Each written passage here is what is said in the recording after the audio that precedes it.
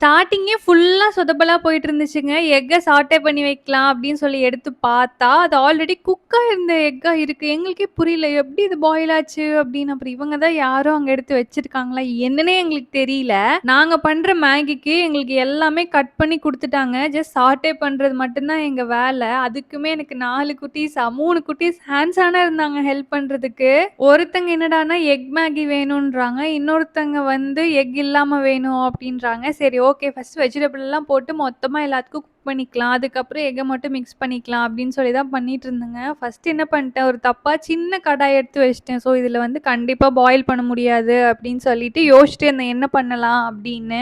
நானே கன்ஃபியூஷன்ல குக் பண்ணிட்டு இருக்கேன். சரி மசாலாஸ் ஃபுல்லா போட்டுறலாம் அப்படின்னு சொல்லிட்டு இவங்க காரமா சொல்லுவாங்களோன்னு யோசிக்கக்குள்ள ஓடி வந்து மசாலாவை கீழே கட்டி விட்டுட்டாங்க. சரி எப்படியோ ஒரு மசாலா போடாம பண்ணிடலாம். என்ன பண்றது ஃபுல்லா கீழே விழுந்துருச்சு. எடுக்கவும் முடியாது. காலை வேற மிதிச்சிட்டாங்க. அதுக்கப்புறம் நானுமே நிறைய ரீல்ஸ்ல பார்த்திருந்தேன். இந்த மாதிரி மேகியோ ரிப்பி எதுவா இருந்தாலுமே வந்து நீங்க ஒட்டுக்கா பாயில் பண்ணக்கூடாது. அதோட வாட்டர் எல்லாமே ஸ்டெயின் பண்ணிடணும் அப்படின்னு சொல்லியிருந்தாங்க. சரி ஓகே இந்த தடவை அந்த மெத்தட் ட்ரை பண்ணலாம் அப்படின்னு சொல்லி பண்ணிட்டு இருந்தேன். இதான் ஃபர்ஸ்ட் டைம் நான் அப்படி ட்ரை பண்றது. ஒரு வழியா ஃபுல்லா பண்ணியாச்சுங்க. எல்லாரும் நல்லா சாப்பிட்டோம். பாய்.